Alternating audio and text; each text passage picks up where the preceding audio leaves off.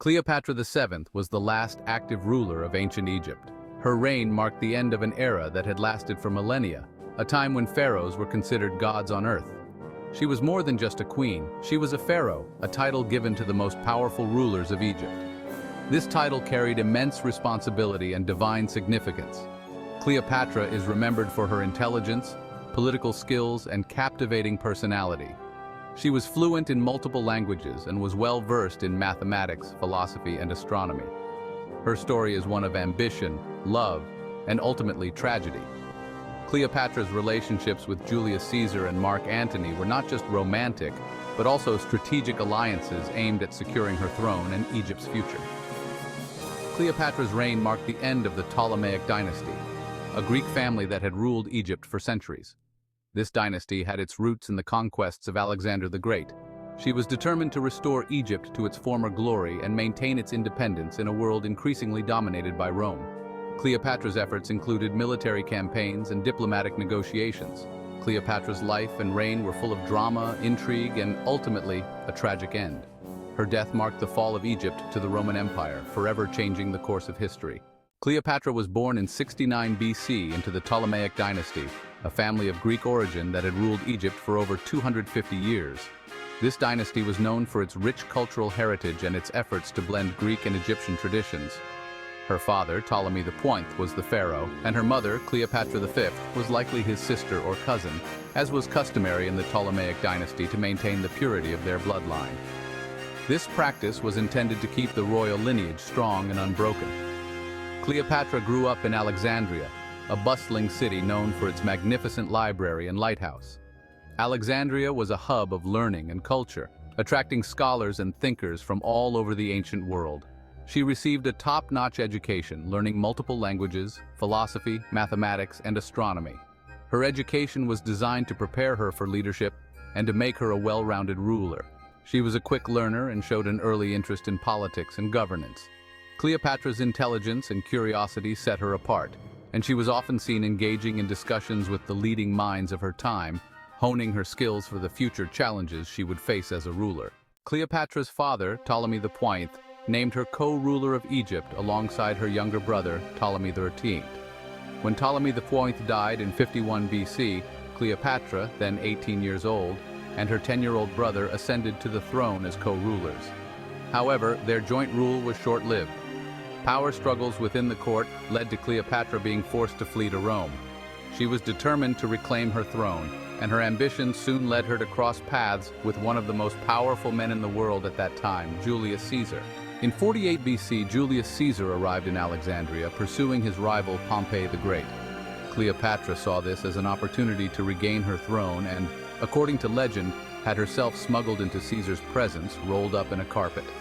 Caesar was immediately captivated by Cleopatra's intelligence and charm. He agreed to help her regain her throne, leading to a war with Ptolemy XIII's forces.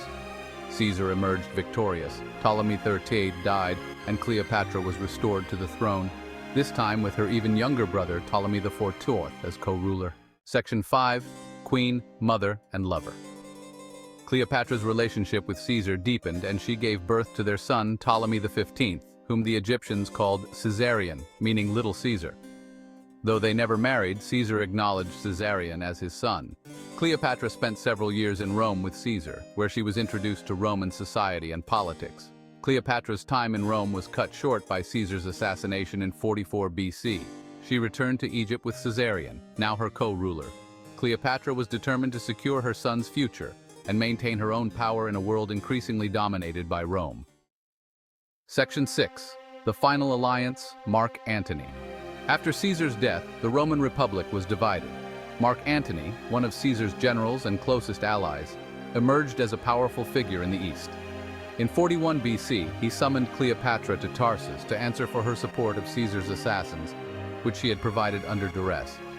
Cleopatra saw an opportunity to forge a new alliance with a powerful Roman general. She arrived in Tarsus in grand style, aiming to impress Antony and secure his support. Their meeting marked the beginning of a passionate love affair and a strategic political alliance. Section 7. Years of Uncertainty. Cleopatra and Antony ruled Egypt and its eastern territories together, forming a formidable partnership. They shared a love for luxury and spectacle, holding lavish celebrations and solidifying their power base. Cleopatra gave birth to twins by Antony, Alexander Helios, and Cleopatra Selene, and later a son, Ptolemy Philadelphus. However, their relationship was not without its challenges. Antony faced growing opposition from his rival in Rome, Octavian, Caesar's adopted son. Octavian viewed Cleopatra and Antony's alliance with suspicion, and their relationship became increasingly entangled in the power struggles of the Roman world. Section 8. The Fall of a Kingdom. The conflict between Antony and Octavian culminated in the Battle of Actium in 31 BC. Antony and Cleopatra's forces faced off against Octavian's navy in a decisive battle off the coast of Greece. Antony and Cleopatra's fleet was defeated, and they were forced to flee back to Egypt. With Octavian's forces advancing on Alexandria, Antony, believing Cleopatra to be dead, took his own life. Cleopatra, desperate to save her kingdom and her children, attempted to negotiate with Octavian but failed. Section 9. Cleopatra's Legacy. Facing defeat and imprisonment by Octavian, Cleopatra chose to end her life on her own terms. She was determined to avoid the humiliation of being paraded as a trophy in a Roman triumph. Legend has it that she died by allowing an asp, a venomous snake, to bite her. This dramatic end has been the subject of countless artistic interpretations and historical debates. With her death, the Ptolemaic dynasty came to an end, and Egypt fell under Roman rule. This marked the conclusion of an era that had lasted for nearly 3 centuries. Cleopatra died at the age of 39 after ruling Egypt for 21 years. Her reign was marked by both political intrigue and cultural flourishing. Cleopatra's story has captivated historians and storytellers for centuries. Her life has been the inspiration for numerous books, plays, and films. She was a shrewd politician, a skilled diplomat, and a devoted mother.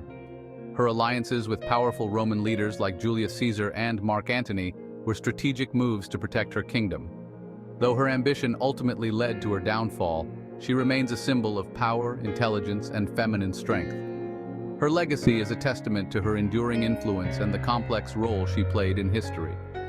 Cleopatra's legacy as the last pharaoh of Egypt continues to fascinate and inspire, solidifying her place as one of the most intriguing figures in history.